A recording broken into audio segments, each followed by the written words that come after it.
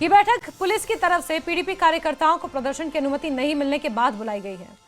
असल में आज पीडीपी महिला विंग की कार्यकर्ता बिजली बिल के मुद्दे पर श्रीनगर में प्रदर्शन करने वाली थी, लेकिन पुलिस की तरफ से उन्हें इसकी अनुमति नहीं मिली, जिसके बाद महबूबा मुफ्ती ने अपने गुपकार आवास पर नेताओं की बैठक बुलाई, जो अभी भी जारी है। तो श्रीनगर से आपको ये खबर दे रहे हैं, जहां पीडीपी की आज महत्वपूर्ण बैठक हो रही है। आप देख रहे हैं मुंतजिर मेहंदी नवनिर्वाचित विधायक हैं बडगाम से, और पुलवामा से विधायक वहीदुर रहमान पर्रा भी यहां पर पहुंचे हैं, और पीडीपी के कई और सीनियर लीडर्स यहां पर मौजूद हैं। पीडीपी की ये बैठक हो रही है। दरअसल बिजली बिल का मुद्दा इस वक्त सुर्खियों में है, और कुछ दिन पहले पीडीपी की महिला विंग ने जोरदार प्रदर्शन किया था, जो अतिरिक्त टैरिफ लगाने की बात कही गई थी पीक आवर्स में, और उसी के मद्देनजर वो प्रदर्शन हो रहा था। उस वक्त भी महिला विंग को प्रदर्शन करने की इजाजत उस तरह से नहीं दी गई थी, और एक बार फिर से आज एहतजाज करना था, लेकिन उस एहतजाज की इजाजत नहीं दी गई, जिसके मद्देनजर आज पीडीपी के सभी बड़े नेताओं की एक बैठक हो रही है। पीडीपी की अध्यक्षा महबूबा मुफ्ती के आवास पर यह बैठक इस वक्त जारी है।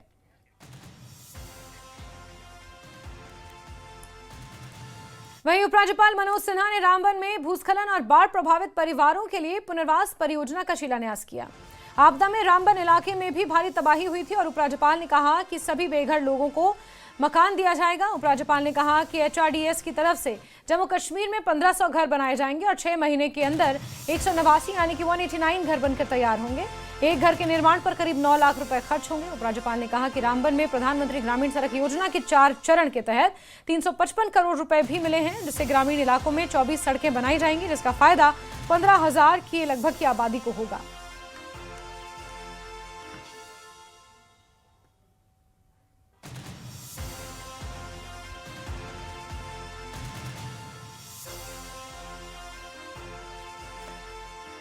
तो आज प्री फैब्रिकेटेड हाउसिंग सोसाइटीज का उद्घाटन किया है उपराज्यपाल मनोज सिन्हा ने, और रामबन में जो आपदा के दौरान लोग प्रभावित हुए थे उनके लिए आवास की ये योजना है। साथ ही साथ 24 सड़कों का जाल भी बिछाया जाएगा। ये तमाम जानकारियां रामबन पहुंचकर उपराज्यपाल मनोज सिन्हा ने आज दी हैं।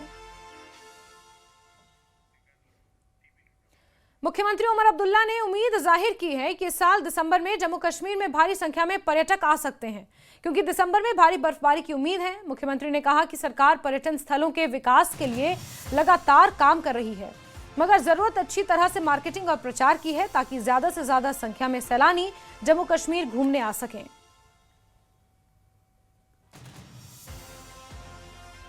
उम्मीद की जाती है कि उससे जो टूरिज्म इंडस्ट्री के साथ जुड़े हुए हमारे लोग हैं उनको फ़ायदा मिलेगा, क्योंकि आखिरकार टूरिज्म में सबसे बड़ी बात प्रमोशन है।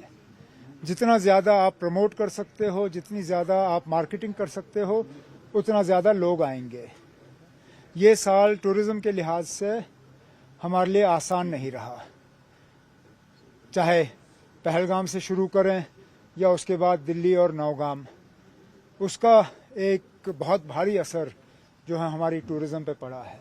लेकिन उस चीज़ के बावजूद अगर स्कॉल जैसे इंस्टीट्यूशंस, ग्रुप्स जो हैं यहाँ आते हैं और हमारी टूरिज्म इंडस्ट्री के लोगों के साथ एक फॉर्मल रिश्ता जो है वो कायम करते हैं, तो इस चीज़ का हमें इस्तेमाल करना चाहिए, और उम्मीद करते हैं कि इसका फ़ायदा टूरिज्म इंडस्ट्री को ज़रूर होगा।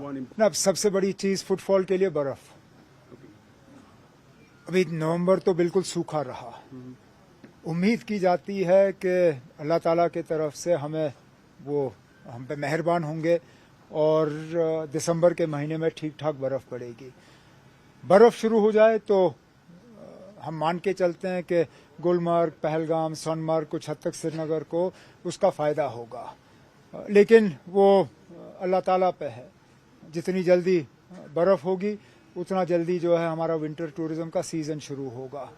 हमारे तरफ से प्रमोशन और इन चीज़ों की जो हमें तैयारी करनी थी वो हमने कर ली। आ रहे हैं, अभी भी अगर आप देखें तो टूरिस्ट आ रहे हैं। शायद जिस तादाद में हम चाहते हैं वो आए नहीं, लेकिन अगर आप देखें जब क्रिसैंथेमम गार्डन की शुरुआत हुई उससे भी एक बूस्ट मिला टूरिज्म को, और जैसे मैंने कहा बर्फ़ पड़ेगी तो और ज़्यादा टूरिस्ट जो है आना शुरू करेंगे। श्रीनगर सहित कश्मीर घाटी में कड़ाके की ठंड से लोग बेहाल होने लगे हैं। श्रीनगर में कल रात का तापमान -3 डिग्री के पास पहुंच गया। सुबह सुबह शीतलहर के साथ साथ कोहरे से लोगों को काफी परेशानी हो रही है। डल झील पर बर्फ जमने लगी है। वैसे अभी तो ये ठंड की शुरुआत भर है। मौसम विभाग के मुताबिक अगले कुछ हफ्ते में दर्जे हरारत में और ज्यादा गिरावट की उम्मीद है और फिर दिसंबर 21 के बाद जब चिलई कलान लगेगा तो उस वक्त भी शुष्क ठंड और ज्यादा लोगों को सताएगी। अभी चिलई कलान शुरू नहीं हुआ है, लेकिन कश्मीर में इस वक्त हर डिस्ट्रिक्ट में ठंड का प्रकोप जारी है। श्रीनगर की बात करें तो यहाँ के तापमान आज -3.3 डिग्री सेल्सियस रिकॉर्ड किए गए। हालांकि अगर हम कल के तापमानों की बात करें, -4.5 डिग्री सेल्सियस रिकॉर्ड किया गया था, जो लास्ट रिकॉर्ड किया गया था नवंबर 2007 में। उसके बाद इतना टेम्परेचर कम हुआ। ये आप इस वक्त जो ये विजुअल्स देख रहे हैं, ये आइकॉनिक डल लेक के हैं, जहां की विजिबिलिटी ना के बराबर है। धुंध से भरा हुआ ये डल लेक खुद बयां करता है कि किस तरह से सर्दी का कहर इस वक्त कश्मीर में जारी है।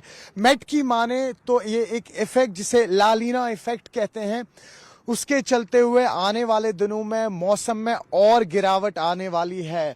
हमने कल भी देखा साउथ कश्मीर के शोपियां इलाके में तापमान -6.7 डिग्रीज तक गए हैं। हालांकि अभी चिलई कलान शुरू नहीं हुआ है। चिलई कलान के अभी 40 दिन बाकी है, उसके बाद चिलई खुर्द और चिलई बच। तो कुल मिला के अगर इस वक्त बात की जाए मेट की माने तो ये वेदर जो है अभी इसमें तापमानों में और गिरावट आएगी। और साथ ही साथ मेट ने यह भी कहा है कि अभी सेकेंड वीक ऑफ दिसंबर से न सिर्फ अपर रीचेस में बल्कि प्लेन रीचेस में भी बर्फ शुरू हो जाएगी। इसी उम्मीद के साथ कहीं ना कहीं अब जो ये टूरिस्ट हैं वो इस विंटर सीजन को एंजॉय करने के लिए अपना रुख वापस कश्मीर की तरफ करेंगे। न्यूज़ 18 के लिए अयूब खान के साथ श्रीनगर से मैं सरोज कफील।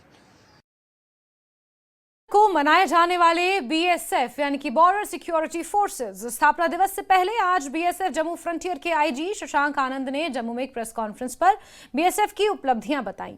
उन्होंने बताया कि इस साल बीएसएफ ने हर मोर्चे पर देश के दुश्मनों को मुंहतोड़ जवाब दिया है। सांबा यूनिट ने ऑपरेशन सिंदूर के दौरान सीमा पर 7 आतंकवादियों को मार गिराया और सियालकोट में आतंकवादियों का लॉन्चिंग पैड तबाह किया। वहीं अखनूर, सुंदरबनी और नौशेरा में तैनात बीएसएफ की टुकड़ियों ने पाकिस्तानी पोस्ट को तबाह किया। बॉर्डर पर मुस्तैद बीएसएफ के जवानों ने इस साल 6 पाकिस्तानी घुसपैठियों को पकड़ा है, 3 घुसपैठियों को मार गिराया है। इसके अलावा बॉर्डर सिक्योरिटी फोर्सेस के जवानों ने इस साल 9 किलो ड्रग्स और भारी मात्रा में हथियार, गोला बारूद बरामद किया है। आईजी शशांक आनंद ने कहा कि ऑपरेशन सिंदूर में बॉर्डर सिक्योरिटी फोर्सेस को अपने 2 जवानों को खोना पड़ा। उन दोनों को वीर चक्र से सम्मानित किया गया। इसके अलावा 16 जवानों को वीरता पुरस्कार मिले हैं, जो ये बताता है कि बीएसएफ ने सरहद की हिफाजत करते हुए ऑपरेशन सिंदूर में भी एक बेहद महत्वपूर्ण भूमिका अदा की है। आप सब जानते हैं कि हमारे देश के आगे कई चुनौतियां आई।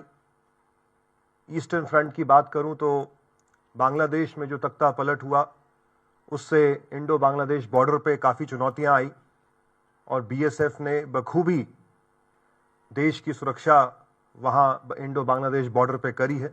4000 किलोमीटर से ज़्यादा का ये बॉर्डर है। बहुत ही संवेदनशील समय था और ऐसा अनुमान था कि बड़ी संख्या में घुसपैठ होगा, लेकिन बीएसएफ ने उस घुसपैठ को रोका और आज बीएसएफ ने इस प्रकार के सैकड़ों घुसपैठों को रोका है। और ना सिर्फ रोका है, जो घुसपैठी पहले घुस आए थे उनको वापस उनके देश में भी भेजा है। इसके साथ साथ जब अप्रैल में पहलगाम का दर्दनाक हमला हुआ, उसके बाद जो हमारे वेस्टर्न फ्रंट पे जो सिचुएशन पैदा हुई वो हम सब जानते हैं।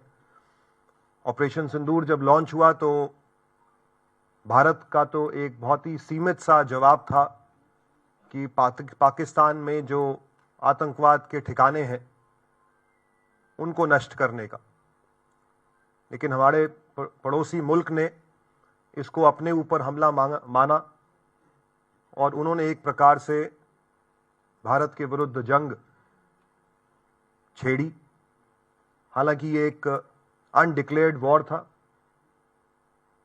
लेकिन उसमें बीएसएफ कश्मीर से लेके गुजरात तक फ्रंट लाइन पर तैनात रही और काफ़ी हद तक हमने देखा कि क्रॉस बॉर्डर फायरिंग में जम्मू में हमने दुश्मन को भारी नुकसान पहुंचाया और उनके जो मंसूबे थे जिनसे वो हमारे नागरिकों को क्षति पहुंचाने की कोशिश कर रहे थे, उन सबको बीएसएफ ने, हमारी थल सेना ने, हमारी वायु सेना ने उनको विफल किया।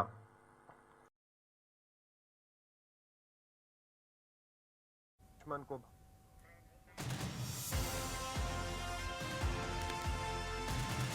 तो 1 दिसंबर को बीएसएफ स्थापना दिवस मनाया जाना है और उससे ठीक पहले बीएसएफ के आईजी ने ये प्रेस कॉन्फ्रेंस कर बीएसएफ की उपलब्धियां गिनाई हैं। चलिए आगे बढ़ते हैं, बात बड़ी खबर